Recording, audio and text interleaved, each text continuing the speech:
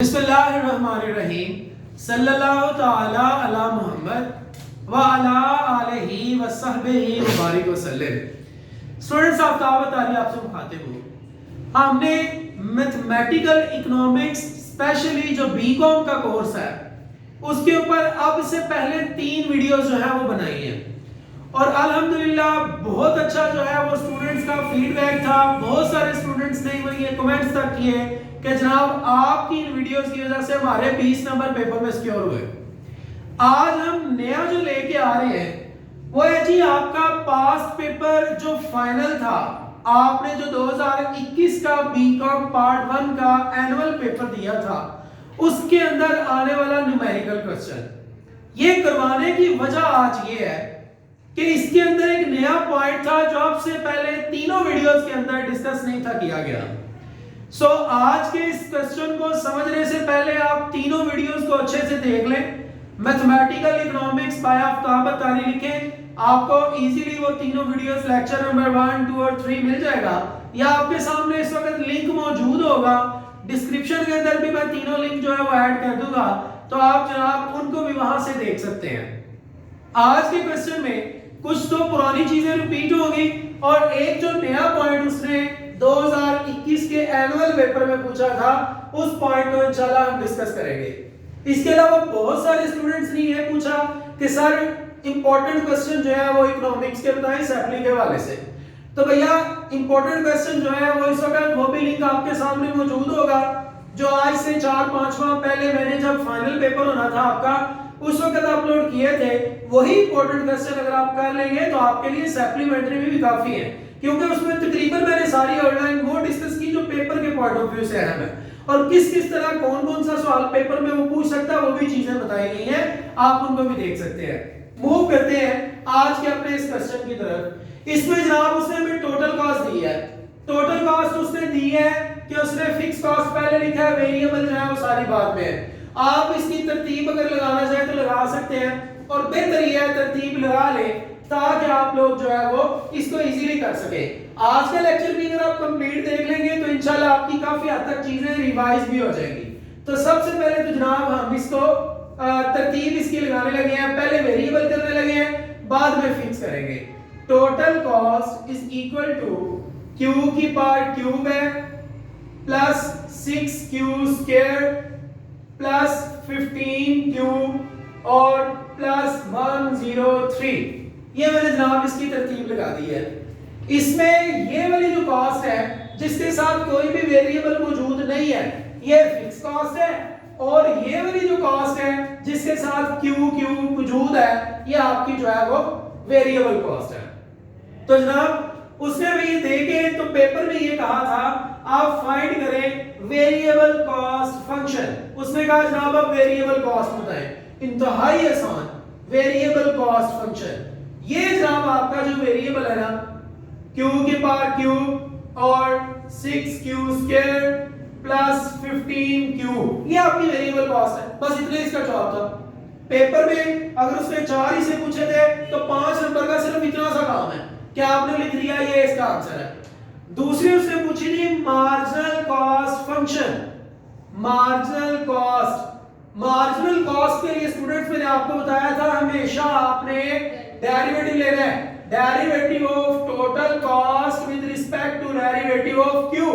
Derivative के वैसे बड़े सारे रूल्स हैं। मैथमेटिकल पोर्शन जो टीचर डिटेल से करवाते हैं या जो लोगों ने इसको डिटेल में पढ़ा होता है, मैथ्स जिनका स्पेशली सब्जेक्ट होता है वो प्रॉपर पहले इसके डेरिवेटिव के रूल्स बच्चों को समझाते हैं।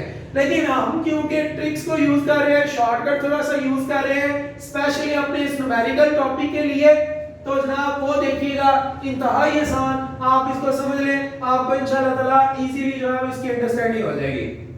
जनाब करना क्या है, हाँ हमने इस पार को ना असल में ये वेरिएबल है सो इसको मैं नहीं ले रहा ये, हाँ हमने इस पार को जो टोटल कॉस्ट का क्योंकि डेरिवेटिव लेना है तो टोटल कॉस्ट का डेरिवेटिव लेने का तरीका ये है कि जो आपका ये वेरिएबल है इसकी जो पावर है इस पावर को मल्टीप्लाई करते हैं इसके कोशेंट के साथ और यहाँ इस वक्त कुछ भी नहीं लिखा तो इसका कोशेंट जो है वो क्या है जनाब 1। हाँ हमने 3 को 1 से मल्टीप्लाई करना है।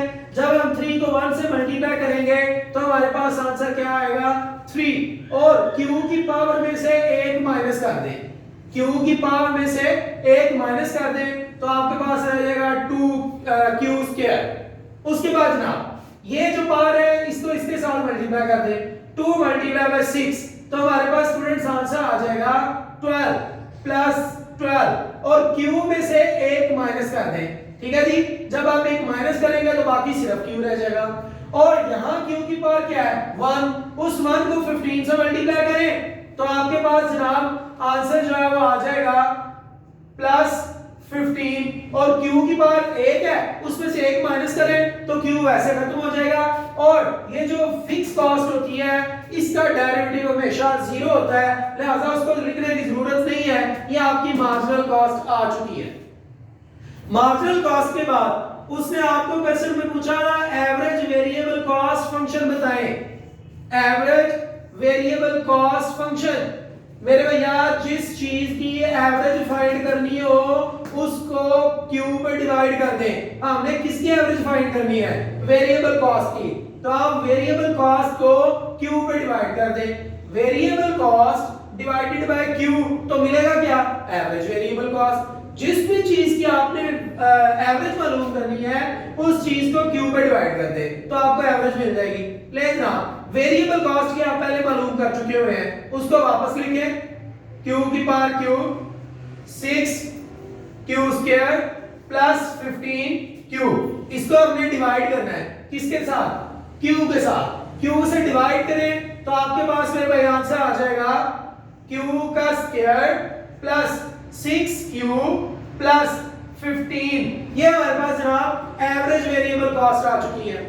ये तीन चीजें हम फाइंड कर चुके हैं जो उसने सवाल में पूछी थी, एक था वेरिएबल कॉस्ट, दूसरा है मार्जिनल कॉस्ट और तीसरा है एवरेज वेरिएबल कॉस्ट। अब जो चौथी चीज नहीं थी जिसने कुछ स्टूडेंट्स को परेशान भी किया वो जो है वो हम डिस्कस करने जा रहे हैं कि अगर उसने दोबारा से इस तरह का क्वेश्चन पूछा तो स्टूडेंट जो है उसे पता हो कि मैंने इसको किस तरह सॉल्व करना है। वो क्या है, वो उसने कहा जी value of fixed cost plus variable cost when output is equal to 0.5। कहता है आप मुझे value of fixed cost plus variable cost, fixed cost plus variable cost, कहता है आप इन दोनों की मुझे वैल्यू बताएं टोटल। असल में वो पता क्या कह रहा है, फिक्स कॉस्ट कौन सी है, ये देखें फिक्स कॉस्ट है 103 और वेरिएबल कॉस्ट कौन सी है, ये मेरे भाई वेरिएबल कॉस्ट है। तो हमने इन दोनों वैल्यूज को यहां जब अगेन पुट करना है तो क्या बन जाना है, टोटल कॉस्ट। तो जनाब फिक्स कॉस्ट को फिक्स कॉस्ट की जगह लिख दें, वो क्या है 103 और वेरिएबल कॉस्ट को वेरिएबल कॉस्ट की जगह लिख दें, ये वेरिएबल कॉस्ट है, इसको वेरिएबल कॉस्ट की जगह लिखें q का q plus 6q square plus 15q। ये देखिए अगेन वही बन गया, ये जो टोटल कॉस्ट है ये टोटल कॉस्ट ही बन गई है दोबारा से। तो जनाब अब टोटल कॉस्ट के अंदर जस्ट आपने q की जो वैल्यू है ना वो ऐड करनी है, q की जो वैल्यू है इसको पुट करना है। तो ये 103 तो ऐसे ही रहेगा, q की पावर q का क्यूब है तो जनाब q जो है उसने खुद बोला हुआ है 0.5। तो ये 0.5 जो है क्वेश्चन के अंदर उसने दिया हुआ है, उसने कहा कि फिक्स कॉस्ट और वेरिएबल कॉस्ट का सम मालूम करके दे अगर q किसके बराबर हो, if q is equal to 0.3।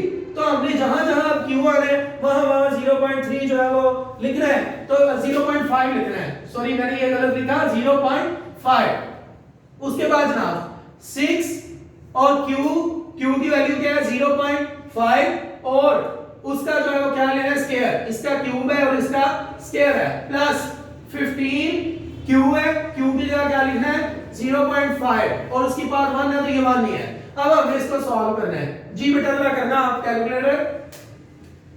जनाब 0.5 का क्यूब लें, 0.5 का क्यूब 0.25। उसके बाद जनाब आपने 0.5 का स्क्वायर लेना है, 0.125 स्क्वायर लेने से बेटा ये जरा चेक कर लो, आपकी वजह से सारे पाकिस्तान में देखी जा रही है वीडियो, गलत ना हो जाए जी। 0.125। तो इसका मतलब प्रेजेंट रहना बहुत जरूरी है तमाम स्टूडेंट्स का। ले जनाब, और 6 इंटू 0.5 का स्क्वायर रहे तो 0.25 और प्लस 15 को 0.5 से वैसे मल्टीप्लाई कर दे 7.5। अब जनाब हमने इन सब को सॉल्व कर लेना है।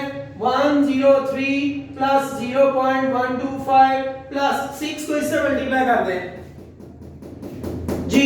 6 मल्टीप्लाई बाय 0.25 1.5 और प्लस 7.5। अब इन सब को प्लस कर दें, सब को प्लस कर देंगे तो आपके पास आंसर आ जाएगा 112.125। हाँ 112.125। ये भी बेटा इसका जो है वो आंसर है। प्लस माइनस जो है वो मुमकिन है कि कोई गलत हो तो आप उसको दोबारा देख सकते हैं, लेकिन मेथड वाला हमारे पास ये था कि उसने कहा था fix cost plus variable cost if q is equal to this one. तो जहां जहां q था वहां हमने 0.5 लिखा और उसके बाद उसका क्यूब लिया, उसका स्क्वायर लिया, इसको जो है वो इससे मल्टीप्लाई कर दिया और सब को एट द एंड टोटल किया, तो ये हमारे पास आंसर था।